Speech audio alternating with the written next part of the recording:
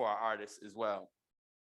So, and there'll be different links and different things throughout the presentation, and you can access them all with this tiny URL, which is the same as the tiny URL from yesterday. I just added a number 2 in front of it to simplify it, but you can access these links in the full presentation afterwards. So the objectives for this session, because I know it's the CLE of lawyers qualified, you can get those legal credits that we're required to do. So we're going to review and compare laws regarding education, arts education across the country. We're going to share arts education policies from Louisiana in comparison to other states across 15 areas, specifically some recent laws. And we're going to share some federal law and policies regarding arts education, explore the historical roots of cultural and art criminalization experienced through law. And I started this discussion yesterday, right? But since we're talking about law and art, it's important always to go back to the root to see what we're actually undoing for some communities. We still have to undo the historical inequalities. And then we want to envision the future laws for states, cities, parishes, and schools, and have that sort of direction to use our imagination and our ability as artists. One of the most beautiful things I think about art is that ability to create universes, create worlds. So I have this image here I found of the Baton Rouge skyline, just colorful, right? Where this artist created this landscape. And actually, I was just upstairs and saw a really great, dare I say, even better piece by the artist Skinny Dope.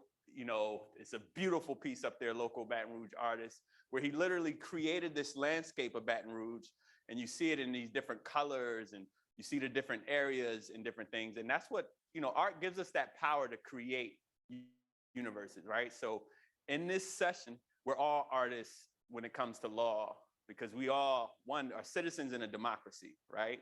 So therefore have the ability to tell our legislators, tell our mayors, and someone tried to explain to me how the mayors work here in the cities and the parishes, and, you know, but we all have that ability in a democracy to create the laws that we want to see. So just know that the laws that we share here today are not the laws that we have to accept. And we as citizens really have that responsibility to help perfect our union, to help perfect our states, to help perfect our school systems. All right. So actually, I wanted to, if possible, start with some introductions, because this will help me better fine tune this. You know, just go around, just spend just a couple minutes to share, to know who's in the room and understand how we can better, you know, adapt this presentation. So if you're comfortable, we could just have a few people share your name, the region or city that you're in, any roles or titles that you want to share, and then your artistic expression or appreciation, you know. So like I just met a sister here who's a printmaker, for example. You can share that. Anyone want to go first? And we don't have to go everyone, but if you're comfortable, yes. All right. Right on. Nice. And you're a Gator? Is that the UF? All right. Gators. All right. Cool. Thanks for sharing that. Artists, anyone else want to share?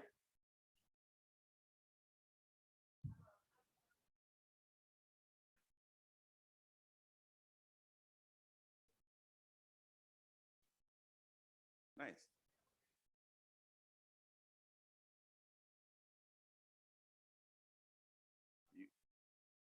Nice, beautiful. That's a good spectrum from 3 to 13.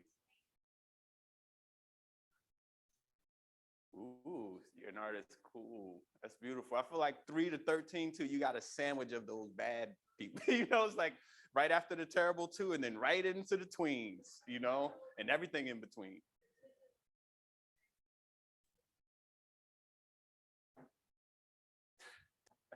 Nice. All right, can we get some more? All right.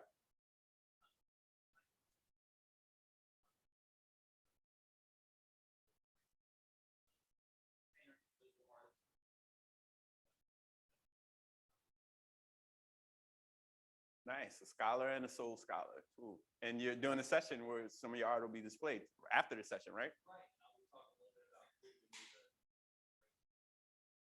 Nice. Cool.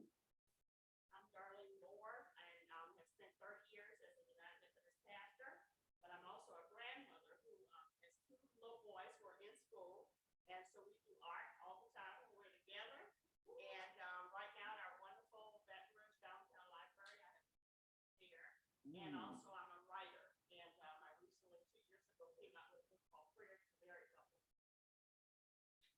Thank you. Amen to that. All right.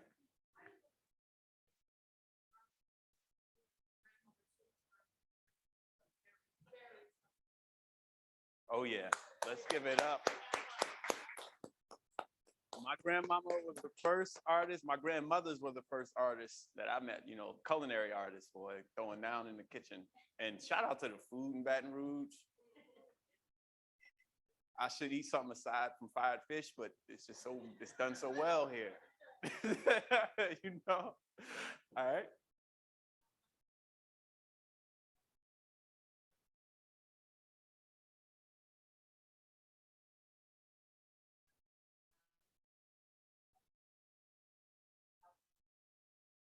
Hmm.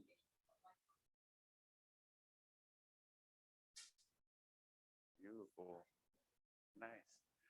Now we have like category for outdoor education. But remember, education just used to be outdoors, you know, before our time and before, you know, times, but we need to reconnect with nature in that way. So it's great to hear about that. All right.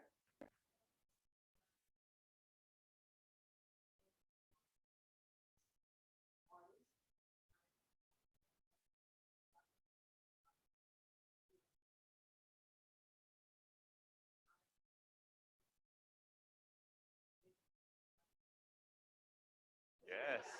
And she is the mother of Skinny Dope, y'all. That is the mother of Skinny Dope, the artist I was saying, who changed the way I view Baton Rouge. So let's give it up for the mothers too, the mothers and the grandmothers. Cool. Anyone else before we get started? Yes.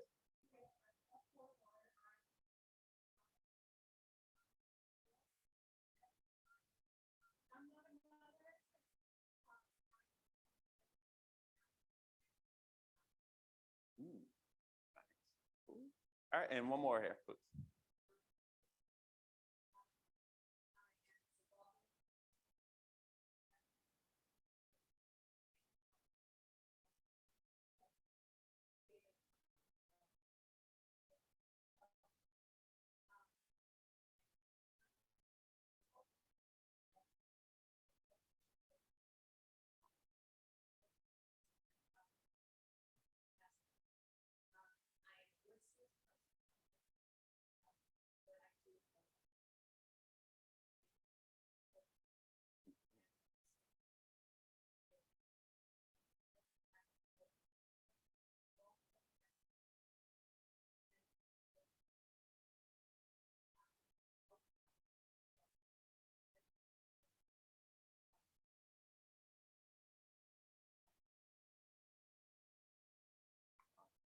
Awesome. Cool. Let's give it up for all of our attendees here. Wow. Now I'm having that moment of regret knowing who's in the room. You know, we have this multi-generational, international, multidisciplinary group, and that's the perfect folks to think about some of these issues, right? Because the thing with law is to never accept it as it is, right? I'm going to share the current state of law, but again, it doesn't have to be the future. It shouldn't be and can't be the future state, right? Because I'm sure as creatives in here, we already have a vision for what we want for our grandchildren, what we want for our children, what we want for ourselves as artists. So we're going to talk a little bit about that. So thank you all again. So just from the Americans for the Arts, which, you know, many of you are familiar with, they're the national organization, national lobby organization for the arts at the federal level. They have this great infographic that just says 10 reasons to support the art, and it crosses many different sectors, you know, from arts drive tourism and revenue. We heard a lot about that yesterday, right? And to local businesses. Art strengthens the economy, billions of dollars, probably trillions, really. Arts improve academic performances, higher GPAs, higher test scores, lower dropout rates. And that's why we fight to get it in schools. One of the reasons why, right? We know it gives our students an advantage. Art unifies the community. It creates, you know, togetherness. And we know our nation is often, well, people say it's more divided than ever, but it's always been a divided states of America, right? But art has always been part of bringing people together, for sure, in this country. Arts improves well-being, healthcare, our military health. You know, I know art therapists who work with the military, social impact. So we know that arts is an evidence-based solution. It's the evidence-based medicine. We know ancestrally, all of our ancestors did things with the art for their healing, for their storytelling, for their history, right? But for different reasons, we don't see it in communities as much. We don't see it in schools as much as we should. And that's one of the areas where the law can help. So I want to come back to this question later, but I just want to front load it here for us to think, you know, what should the law be? What should it be for students, for communities, for artists, you know? For communities specifically, someone was sharing yesterday, this was in a Zoom meeting I had after the conference, about just the beautification efforts in different cities. And there's a theory called like broken window policing, where it's like, you know, areas that are more run down, dilapidated, or seem more neglected are more prone to crime. So just literally creating art or adding murals to areas can literally help beautify and rechange the neighborhood, right? So that's a community right to art and beautification as well. But then also, I've seen some jurisdictions or some cities or even some schools that make it so difficult for students and community members to communicate what they want on the walls, where it's like all these restrictions or zoning things that are really just controlling all the public space. And the people have to take that back, right? Because these are our walls in our community. So we have to do that. So we're going to come back to that, but just, you know, make sure we plant that in our head. What should it be? Because we're going to talk about what it is right now. Coming back to what I shared yesterday with arts access in Louisiana. So I shared that the study right here, the southarts.org, they compared Louisiana to both regional averages and then national averages, and found, you know, with visual arts, for example, 44% of students in Louisiana have access compared to 61% of students nationally. And you see that trend with the 4 major disciplines: visual art, dance, music, theater. Do you all have the other new emerging art that, at least in California, it's like the 5th prong, and you see it, it's not written in law as much, but you see it emerging. Media arts, is that emerging out here, right? The animation, filmmaking, I mean, 3D printing, just all these creative things. Beautiful. And is that under like the media arts, or do they consider it visual arts still? Mm-hmm.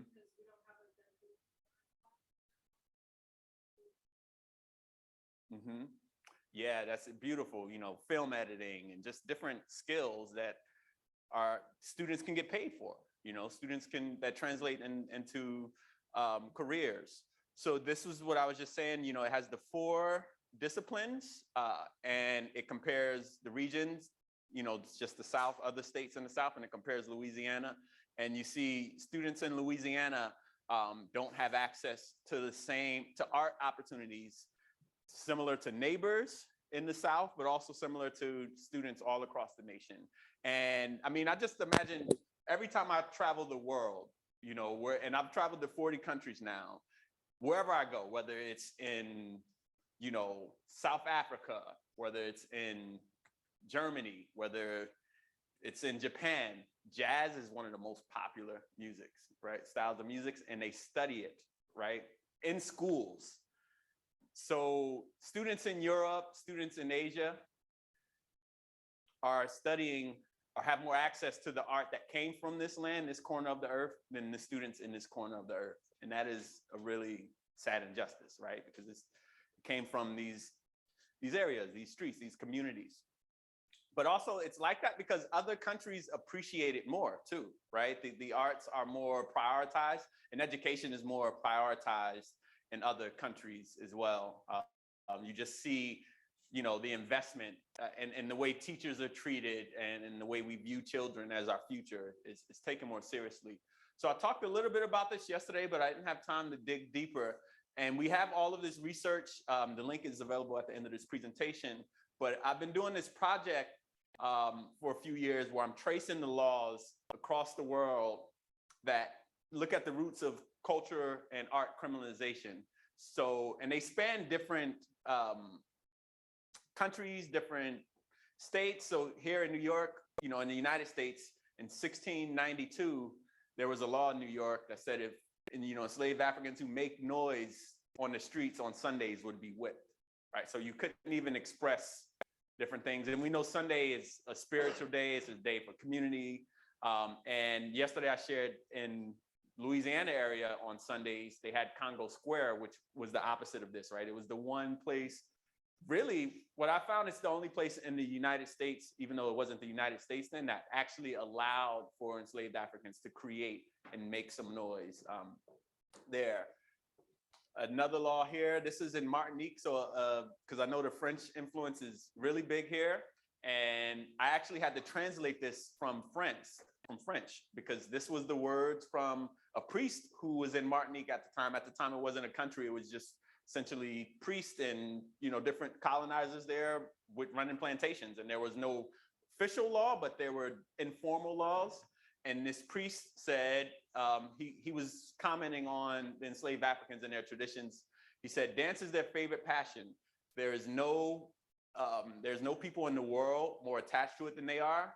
When their master doesn't allow them to dance on the plantation, they will travel 2, 3, or 4 leagues after leaving work at the sugar mill Saturday at midnight. See, going into that Sunday, that turn up on Sunday.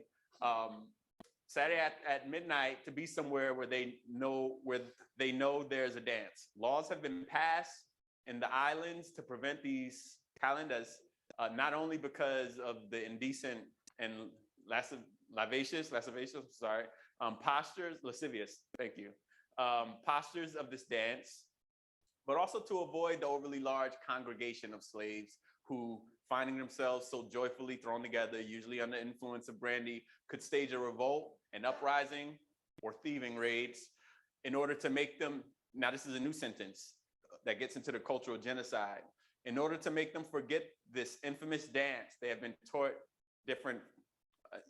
taught several French dances like the minuet, the cor, I'm sorry, I don't know how to pronounce some of the French names, passe plié, and others. So here's a priest telling you that, there was a culture there organically that survived traumatic experiences, right? And it was still thriving and was clearly important to the community, right? And they had their ways, but there was still a suppression of that. And also just how, a theory and a type of dance was imposed on them. And I want us to think about that because earlier, just before this session, there was a session on inclusivity and DEI, and they talked about like what was the consequence of not having everyone at the table. And they didn't take it as far as I would take it to say when you don't have everyone at the table, or if you don't have people, if people aren't able to learn about their own culture, right, then you can view that as a form of cultural genocide. If they're not able to preserve their own traditions or learn about their own traditions, that is a form of killing their culture in a sense. So art access is about culture access, and it's about people's right to themselves and to know about their culture and traditions and history. I like to bring this one up because my family, has roots from South Carolina, but this was the main law that was passed there, and it was actually imposed on the slave master. The slave master had to forfeit 10 pounds anytime that drums, horns, or other instruments were found on the plantation. They had to forfeit their money. Because again, it was connected to rebellion, connected to uprising, connected to joy and different things. So those were the first laws in these nations covering arts. Those were some of the earliest ones. Now here, we're gonna look at arts education laws. Some of them is current, as you can see this document is from 2021. And actually, Renee, thank you to your interns who checked to make sure it was even more current. But the Arts Education Partnership does this analysis where they look at all 50 states across different sectors of arts education, and they compare them. And you see these little dots here are basically marking where the states are across them. And you can see for some states like, what is this, Michigan here, right? They're missing different dots. And Louisiana is right here, this last one I put, so you can see there, and we'll zoom in more specifically, and we're gonna talk about these different areas and the different definitions. So the good news is Louisiana actually, at least in these 14 areas that they looked in, Louisiana has some of the laws in place currently in the state. Now, I wouldn't have a job as a civil rights lawyer if law itself existing was enough, right? It's not just about having a law in the books. For example, in California, you know, I know this is being live streamed publicly. I don't care, I can say it. I'll tell it on the mountain. We've been investigating the state for years for potential lawsuit against the state of California because 88% of schools aren't in compliance with the law that requires arts education in the school. And sometimes administrators at the school aren't even aware of that the law exists. And it's different from Alabama, where, you know, actually I used to work in Alabama before I moved back to California, where I remember one time a superintendent told me, he said, oh, I just eliminated arts for the whole middle school.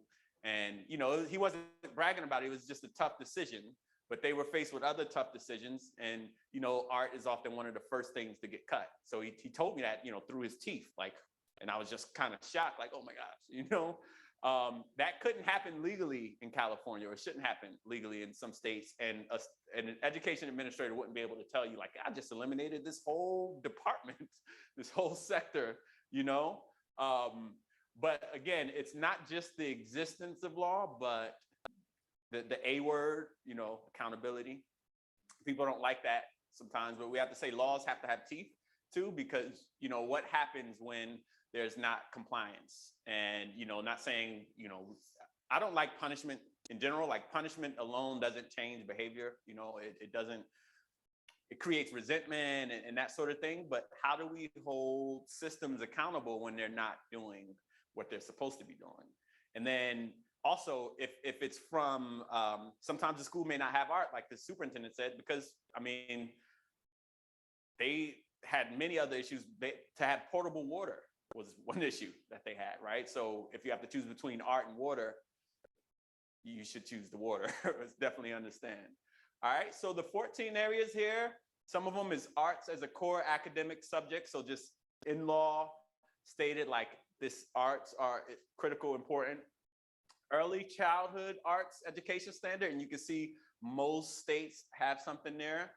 Elementary and secondary art education standards, you know, arts education requirement in elementary school, and basically same thing for middle school, same thing for high school. This just looks at these different areas, and you can see Louisiana has most of them, except, you know, when it comes to art education and structural requirement in high school being qualified or codified in law. Same thing, arts education and alternative schools, and some of the other ones. Actually, I have another graphic that shows it more detailed.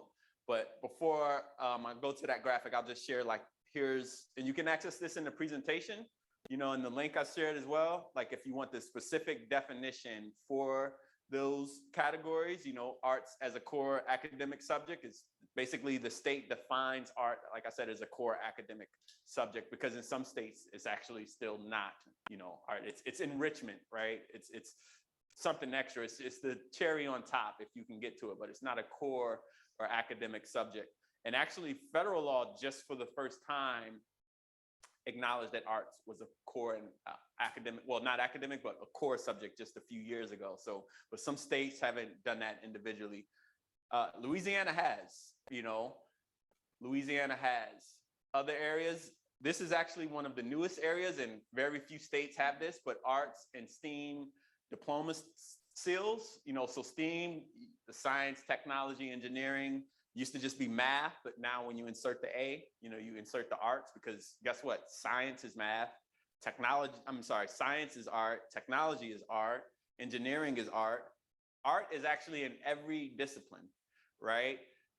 I meant to share this yesterday when we were talking about art in schools, but if you think about one of the first things you learn in school, right, was art. When you were learning the ABCs, you were learning the song and learning how to use pitch to help with memory, like A, B, C, D, E, F, G, right? That's using different things and what I call the magic of music, right? Because it's sorcery, using that to get in your memory, literally. So art is integrated in the schools and has been since the beginning of time, right? But with testing specifically to those quote unquote core subjects when you test science or you test math and you test English. Sometimes that accountability, getting back to that word accountability, the emphasis on accountability in those subjects leads to art being pushed to the side. Actually, a brother yesterday shared, yesterday when I was having a chat with him outside, he's an arts teacher, and he used to teach a more core subject, and he was sharing a conversation where his principal said, well, you know, everyone passes art, right? This assumption sort of like art is the place where you're going to babysit the kids for a little bit, give them that time, you know, and while it's important, adults, right, need that space and need that release with our days, but art is often viewed as not as important, not as critical, right? When the pandemic hit, everybody saw how critical art was, though, right? When Netflix and all these other streaming services, everyone was running to it, when people realized how much they missed their concerts and their lives were changed because they didn't have access to art. But in our schools, we're still fighting that struggle. So what I find is a lot of the fight in schools is a cultural fight.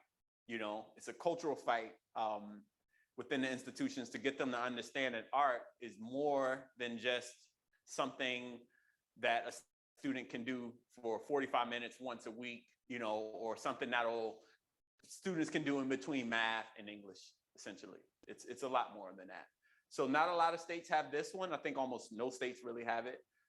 License requirement for arts teachers, you know, each state has their own requirement in different things. So I did another analysis because as was mentioned, I was a researcher with the UCLA Civil Rights Project, and I published research studies and different things. So I took this data and recoded it and assigned a value of 1 to each of those items to see, you know, where states are in terms of how many they had, right? Out of the 14. And the good news, or I think it's really great news, and it's a great start at least.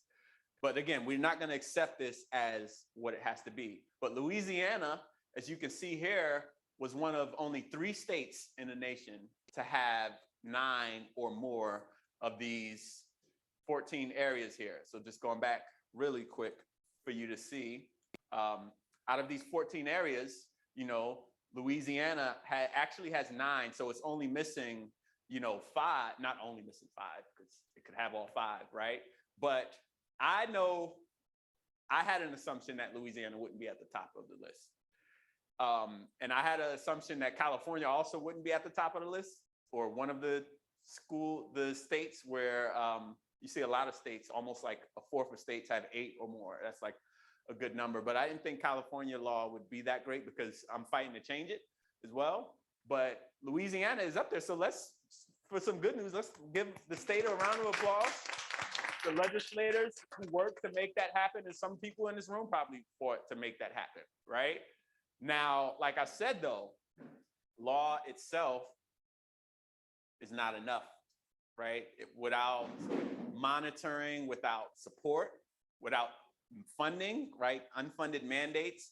You know, I'm mostly a policy attorney and do that work. And when we try to put together bills and legislation, we always hear, you know, if it has a dollar sign attached to it, legislators don't want to do it because they don't want to fund, you know, an unfunded mandate, especially now where we're in this pandemic time, we're uncertain about the economy and what it would look like in the future. But the good news is Louisiana has 9 of the 14. And right here, I included, you know, the 5 areas that the state didn't have. So that's what these 5 are here. So one is the arts ed instructional requirement for high school. And both of these, the first 2 relate to high school. Second is the arts alternative for high school graduation. The arts ed assessment requirements, which is just requiring the test. But you can see here, not a lot of 1s there because not a lot of states have it. Versus this one here, the arts ed instructional requirement for high school, you can see, unfortunately, Louisiana is one of few states, as we can see here, without that. Sure.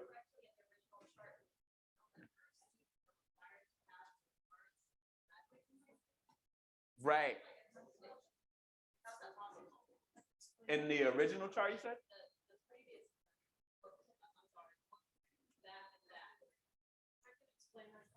Okay, so 'cause I literally just answered it for her. So here in Louisiana, we do not have a law that says that you have to take an arts class. However, we do have a law that says you have to take, I think it's 2 or 3 credits of art in order to graduate from high school. But you can take those credits in middle school. Yeah, so you can't graduate from high school, but that's what I've learned, but that can include middle school. Correct. We have middle school classes that count as high school credits in the arts. They're usually like fine, like the one at our school is called Fine Arts Survey. And it counts as a high school credit. So you don't have to take all of your arts classes in high school in order to graduate. You just have to have the credits. That's how that works. Yeah. Okay, that's the loophole. I teach visual arts, art 1 and art 2, 7th and 8th graders. And they get high school credit. Right. Okay. They're not.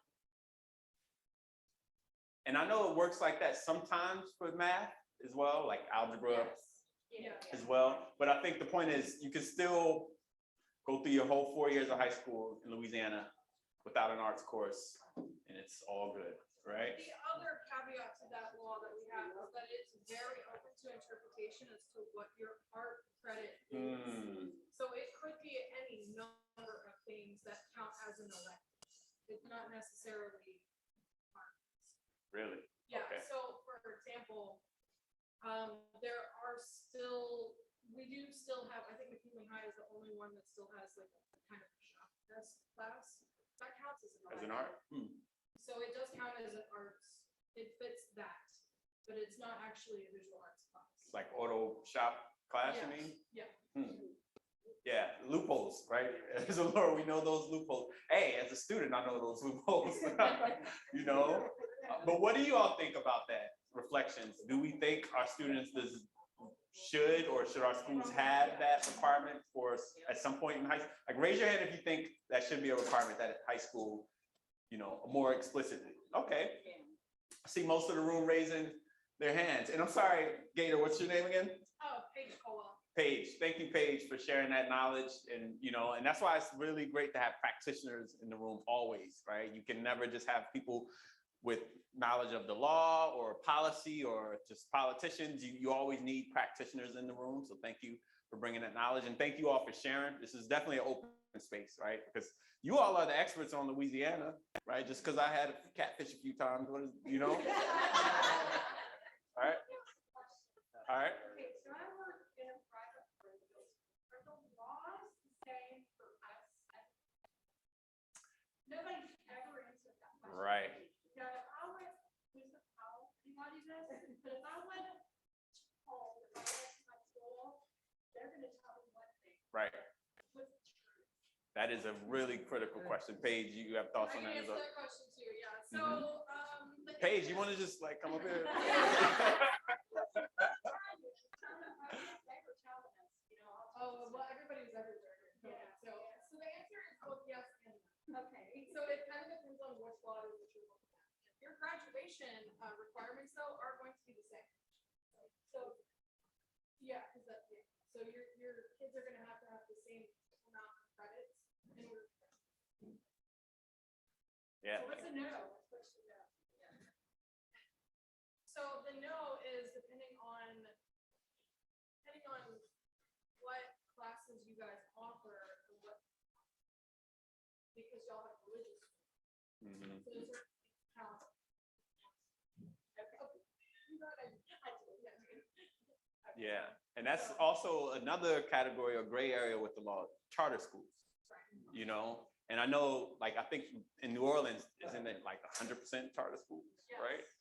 And let me tell you, they get away with a lot. I'm not even gonna get into that, but charter schools, because they're made to have all of these exceptions and less red tape and less, you know, because they're supposed to be places for innovation, but that's often exploited at the, you know, expense of student rights to be, and parent rights, to truth be told, like what students are offered and given at the expense of this flexibility thing. So charter schools is another area, and at least in California, you know, the law doesn't apply.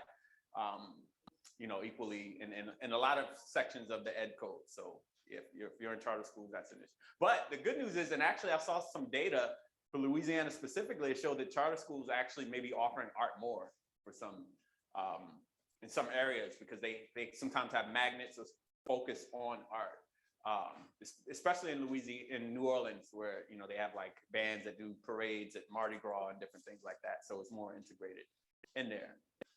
Thanks. Great conversation around just literally this one, right? That was this one, but it should look peculiar. I know when I did this data analysis, I saw like, well, why would Louisiana be one of the only states aside from New Mexico and like, I think 43 states. I'm sorry to go back and forth. But this graphic shows, I think I would have to do it on the computer, or maybe I can do it from here. Yeah, here we go. So these numbers down here tell you the number of states that have these laws in place. So you see for that, there's some, right? Elementary and secondary art standards, 51. Puerto Rico, Hawaii, whoever, they all got it, right? But then, like we said, the arts education requirement for high school, where Louisiana's here, you don't see that. But if you go down, 43 states have that requirement. So literally just a handful of states don't have it. So, it's one of those areas to look at and to ask our legislators or to advocate for, for that requirement to be there, because students you should not be able to go through, I would say jazz, or I would say you shouldn't be able to go through a Louisiana high school without having some jazz. That's me, but like at least say some art or some different things, even if you want to pull the middle school art access. But it's great that they have that exception, at least for some students, right? Because I didn't have an art class in middle school. So the other areas there, we talked about this one, and this is the same arts alternative for high school graduation. It's very similar, but you see not as many have that. The arts ed assessment requirements, that's a hard one. Who wants more testing, right? And I know oftentimes with art, we don't know how to assess it, or it's different portfolios and different things. Arts ed requirements for state accreditation, not there, but not many states have it. And like I said, arts ed, arts and STEAM diploma seals, like no state has that. I don't know why they even measure that. I guess they really want it, but I think there are other things in arts education that should be there aside from getting a seal on your diploma. And I think other states know that as well. It's not just about a stamp for some students, right? But what are we doing for all students for them to experience the arts? So here I just went in and found the specific areas of the law that address these areas where Louisiana does have law. So like we said, in some areas, the Arts Education Partnership just pointed out like, well, it's not found in statute, it's not found in code as well, but the requirements for non-arts teachers, the requirements for arts teachers, it's all here, 28 semester hours of coursework for dance, which by the way, in California, we just got our dance credentials accreditations in line like a few years ago. So you all are way ahead of us on that. Instrumental music and such, state art grant schools. So there's certain schools specifically that are, supported through legislation in different states. And there's some great ones here in Louisiana. Sorry, this one was supposed to be first. So arts is a core subject, that's found in the Louisiana Administrative Code. And these are just the places for you to reference in the presentation if you want to see the specific area of law that these are in. Now, this is where I found actually the largest gap in Louisiana law. And it's something that's not, it's not the sexiest thing. It's the data, right? The data collection, which I know can sometimes seem boring or irrelevant or whatever, but I just noticed Louisiana is really far behind other states when it comes to this. And California is far behind. I thought California is one of the only states that doesn't collect this data at the elementary level. But here are 3 questions that is compared here and this is just alphabetical, and Louisiana is here by the triangle. So it's Kansas, it's K through M, some of the M's. So you see Kansas, Kentucky, and Maine there at the bottom. And it's 3 areas, 3 questions. Does the state publish or maintain a standard list of arts course? Does the state collect or publish data on student enrollment in the arts? And then 3, does the state collect or publish data on teachers assigned to the arts? And Louisiana is one of the only states in the nation that has a no for all 3 of those, you know. And I'm not saying that all states need to collect and publish a standard list of arts education courses, right? But seeing that, you could see the many offerings that students have. Like literally in California, I've seen this list. It's like hundreds of courses and they have, you know, band 1 course. It's just the sequence and different things. Course code list, it has all approved state of Louisiana courses. Nice. Okay. So this one, that's probably out of reference, or either you can see here it says, you know, it wasn't found. Actually, no evidence of data are available. So they couldn't find it, but it does exist. And so is that in the Louisiana course codes? Yeah. And they have all the course listings. Course and it's code. Beautiful. That's critical, right? So this was published last year. So my apologies for that one. But the Arts Education Partnership. And this is why they put sources here too. And for other states, they actually cited the sources where you can click it. So for them, they must have not been able to find that on the Louisiana's website site because they haven't, you know, been able to publish it there. So the second one though, does the state collect or publish data on arts enrollment? I was looking for that data. I don't know if it's not published, at least for the public. I didn't see it published for the public. They collect it. But it doesn't, I don't believe it's publicly available. Mhm. Through the state record system, every teacher, what they teach is correct. I don't think it's available. Right. But do we understand why, right? Some parents might want to know the arts enrollment at a certain school, right? Or the arts offering and different things. So some states just have that publicly available, you know, or some districts actually, some districts just publish it. Actually, I think it was the East Baton Rouge Parish District. They have a nice list, and if you go to their arts website, you just see like every art teacher and every different things they teach. I was just like, oh, okay. Can't throw no shade that way, East Baton Rouge. They're doing it, you know? But it goes to our right to know as parents, as citizens, you know, what's offered in the school. It's like you go to a supermarket, right? A grocery store. You want to know if they have the organic stuff, if they have what's on your laundry list. So when you're making a decision about what's best for your student, you can see that. And then finally, does the state collect or publish data on teachers assigned to the arts? This website or this service found no, but They collect but not published. So that's the thing. So yeah, as public citizens, we have the right to request records from the government, and probably 15% of my job as a civil rights lawyer is fighting with them to get these records that they're, you know, obligated to share. But that system, like I said, even me as a lawyer, it's hard for me to fight. And literally, we sometimes have to sue the government to get these records because they won't release them, or they're giving excuses saying we don't have the staff to produce that. And they're supposed to have these things compiled.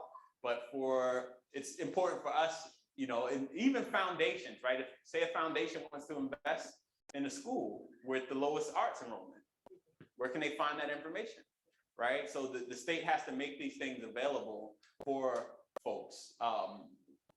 And really quick, just wanted to share some of the federal laws and opportunities. And I shared this yesterday, but the Every Student Succeeds Act, or often called ESSA, was one of the first pieces of federal legislation to put in law that schools are required to provide students with access to a well-rounded education, and that included the arts. So to see the federal government acknowledge that was really great. And then since then, they've actually been putting out grants like this, you know, student support and academic enrichment grant, which you can access this information in this link in the presentation. You can actually click it and find more info with it, because it could actually be some funds that, you know, different school districts could apply to help support the arts.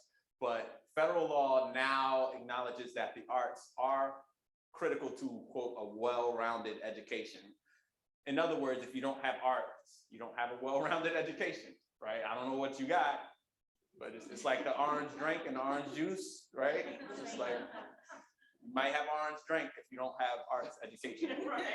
So that's what this is saying. But it's good that the government, actually, the federal government, put some money behind it too, right? Not just saying it like, but actually putting money behind it as well. So that's there. And like I said, the links and sources are here. And once you access this presentation, you can actually just click the links, and the link to access the presentation is right there. And the last thing I wanted to do is, I think I'm about at time, right?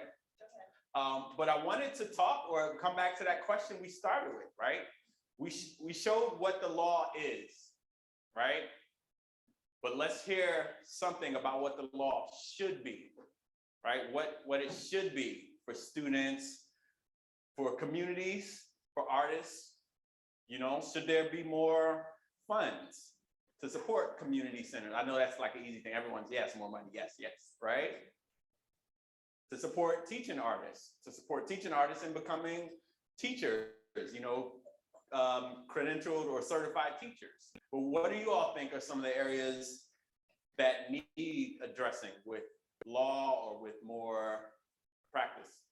One of the things that I've been thinking about, and I'll preface it by saying I've taught in middle school, high school, and college, is that why is there no unified certification in this United States?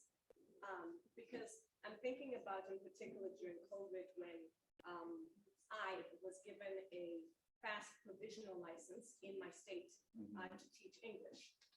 I had taught before in health and wellness, but not in English, even though I'm a poet and a writer, etc. But because of COVID, all of a sudden, people are able to make decisions quickly and decide, yes, we can give you fast track provisional licensure, you can teach, or, and so. Y'all notice how many exceptions were impossible for COVID? Yes, right? so, right.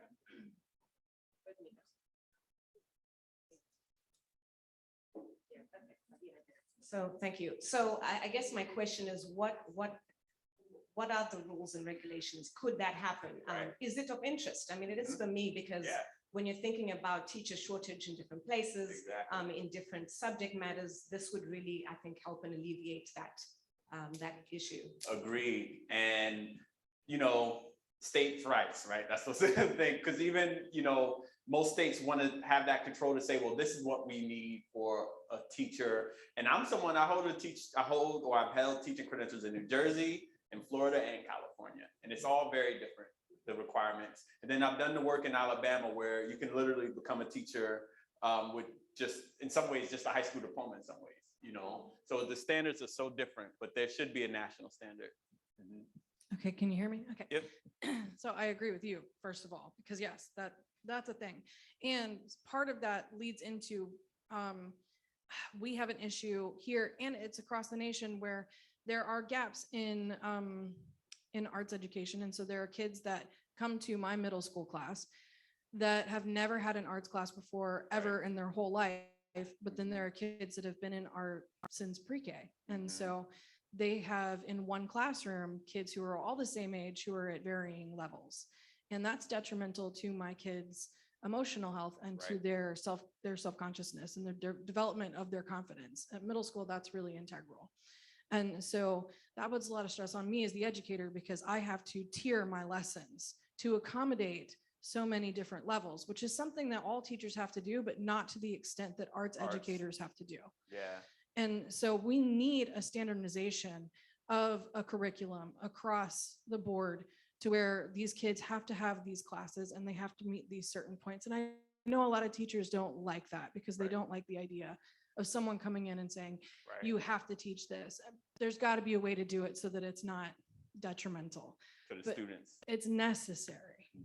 Yes, you're talking about, what's the buzz? Differential instruction. That's what they used to always say. You have to differentiate your instruction to make sure learners of all levels reach it, And that's the thing with laws. You see, they're often written to convenience the adults, naturally, right? Instead of being in the best interest of students and families, sometimes it's just like, what's the most easiest for us? And other thoughts on what the law should be, what like I have dream, not to say that cliche phrase, right? But like empty walls should be outlawed, you know, just blank walls. I've been in some schools that our students describe as creative dead zones. Like a student said that to me and I almost wanted to cry. Like, so this is the place you have to spend 7 hours a day, you know, thousands of hours before you graduate. You feel like part of you is dead inside, you know, so we should not have any creative dead zones.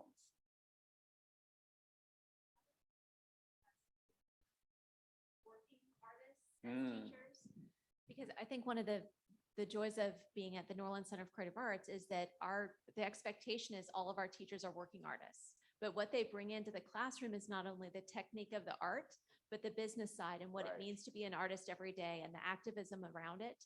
And that to me is as powerful as learning the technical grounding. It's even more important in some ways, right? Because like to survive as an artist, you know, how do you do that? And yeah, we often don't teach that.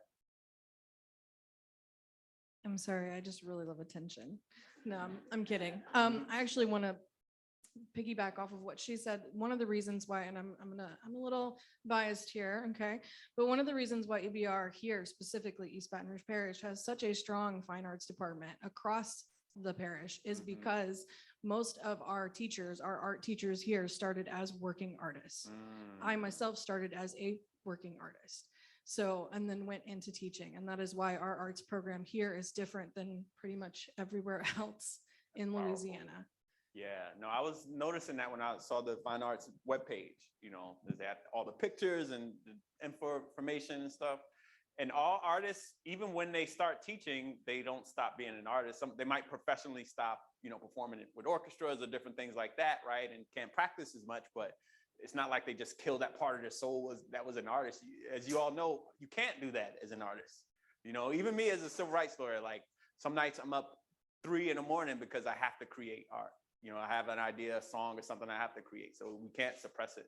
And finding balance to allow artists to have that while they're teaching, I think is critical too, because there's a teaching shortage as well.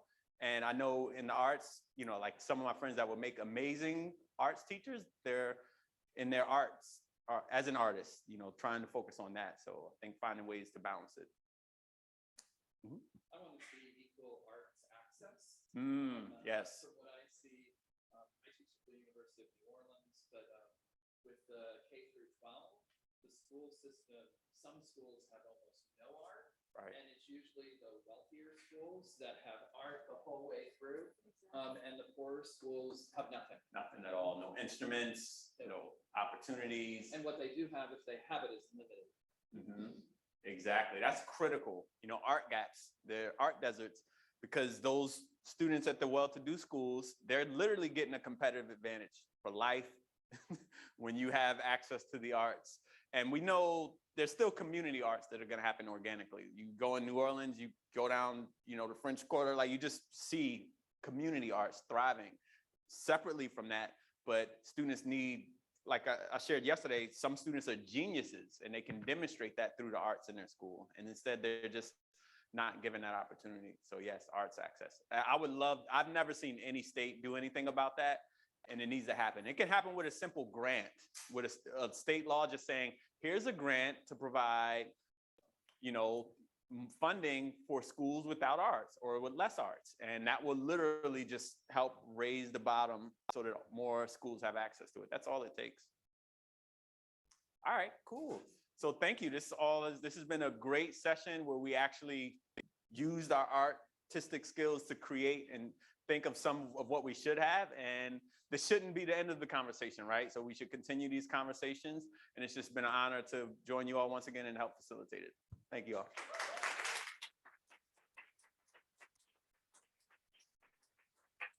Oh, I'm sorry. Any questions? That I usually have a slide that addresses that, but like any questions before or any other? Okay. Yeah, absolutely. Yeah, I'm a civil rights lawyer. So part of the reason why I became a civil rights lawyer is because I attended schools. I'm from New Jersey originally, and I'm from this city called Plainfield. And there was a Plainfield, there was a North Plainfield, and there was a South Plainfield. And the Plainfield I grew up in was mostly Black. And then the other Plainfields weren't. And you could see their funding for schools was literally twice as much. When we would play them in sports, you would see their facilities, you could just see everything. Their books were newer, and that always just angered me. And when I got to college and saw how disadvantaged I was, how far behind I was, and realized my school system had done that to me in a sense. Even though I shared yesterday, I'm a knucklehead, so I got in trouble, got suspended, arrested here and there. But my school still failed to prepare me to compete with the people down the street. So I became a civil rights lawyer to try to fight those inequalities, and started in Florida and then did a little bit in Alabama and now back in California. But I see the same everywhere. It's the same inequalities. People assume California, because it's not in, you know, the former Jim Crow South or different things like that, that it's better. Actually, some of the worst inequalities and blatant racism I've ever seen was in California. And I've been finding with arts education specifically, it's an area where you don't see a lot of people talking about it, like civil rights organizations. And I work for the ACLU, the American Civil Liberties Union. So we've done a lot of Supreme Court cases and different things like that, but usually don't talk about arts. And my role here has been trying to say, well, if we talk about free speech, we're talking about arts, because arts is a form of speech. So those schools in New Orleans that don't have arts, they literally don't have a form of communication, you know, some of them, right? And so that's been my path with trying to do that. And Louisiana, you know, I'm noticing the passion and interest here. Yesterday I said this is hallowed and sacred ground for the arts, and I'm gonna keep saying that, right? Because I've come to this state to experience that. And I've seen the art from this state worshipped, literally worshipped around the world, the murals of Satchmo and just different things like that. You know, so I really just want to support you all and just making sure students know about that rich history. Because I myself, when I became a musician in this town, I'm from Plainfield, as I became a musician, which didn't happen in school, right? I never had a music class in school, but now I literally get paid to perform and do. My instrument of choice is guitar, and also a percussionist and play different things. So I'm known more for teaching drums and different things. But I purchased my first guitar on the streets with crack cocaine. You know, that's my story. That's how I got my first guitar. But I'm from this town where the legacy, you know, of different musicians and bands like Parliament Funkadelic and others all came from the area I was in. And once I found that out, I was more connected to the musician. I felt like, even now, I feel like it's part of my village. When I'm playing with other musicians, I'm like, I have a style, I have a lineage of music. And I know students here in Louisiana would feel the same, right? With America's first classical music form, right? They say is jazz, is that. So we really just need to help support that. And that's what my passion and intersection lies today. So thanks for that question. Thank you.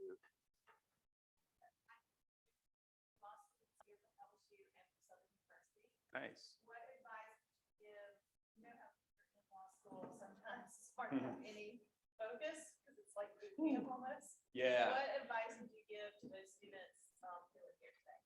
So to those students, you know, don't let the law school stuff dissuade you, scare you, or anything like that, right? Because the actual world and practice is very different, very different. And the actual implementation of it is different too, because in law school, you just study what they call black letter law. You just look at the law on the books as it is. There's so many complicated things, you know, that change how that law is implemented and informed. And just know that you have the power. Once you get that sword, right, it's a power that you have to speak and correct things. So, you know, just fight through it and then get that sword and then come join us in this battle, because we need you. Yeah. You are the future. You are the ones that can go to, we're in the Capitol now, Baton Rouge, you go to the Capitol with these projections and say, look, Louisiana is one of only 5 states that doesn't offer arts or doesn't require arts for high school, or one of 7 states, you know, you all have that expertise now and will be required, and you have the duty of changing it in the future. Ooh. Thank you all. This has been great. Thank you.